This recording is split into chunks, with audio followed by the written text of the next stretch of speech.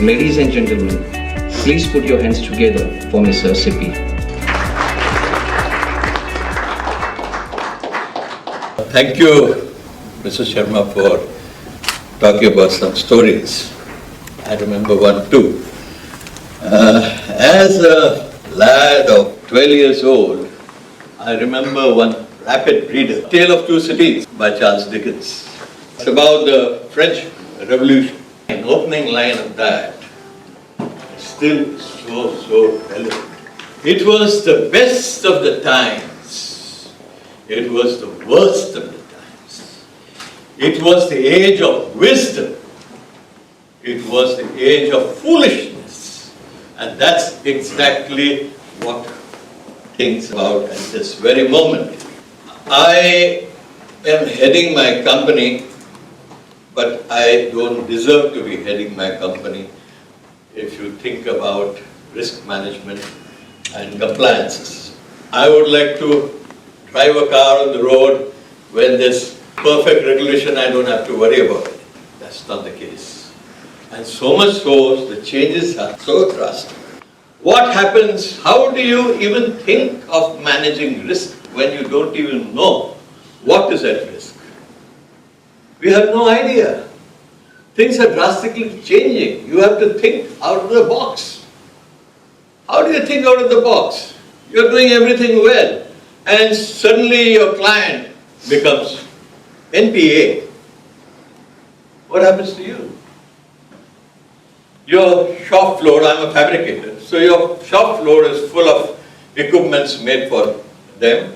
He even goes and invokes your bank guarantee. What do you do then? How could you think about all this? Is there a way to think about all this beforehand? What will happen to the creativity of all our youngsters? How are the entrepreneurs going to come up? Which is a way we can detach. At least the bank guarantee cannot be a separate agreement. It has to be combined with your order. You cannot just invoke the bank guarantee and take all the money. How do you function? Your God has to be devil's advocate. What do you have to do? You look at the pros and cons and all that. Okay, you have the contract. Concentrate only on the cons. What can go? Here you need a super devil's advocate to concentrate on all the cons. What can go wrong? What can go wrong? What can go wrong? That's the way we have to do.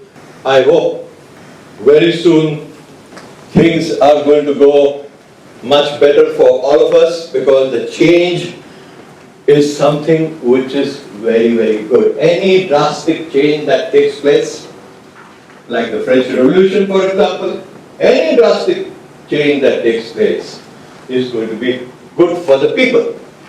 There will be more and more ideas, because only the change, any conflict, anything drastic is going to have your creative cells working.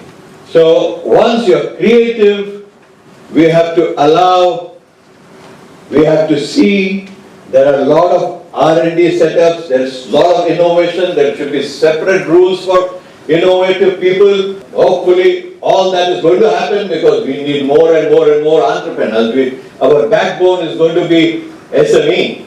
I'm very grateful to D&B for having me here. Thank you, gentlemen. Thank you.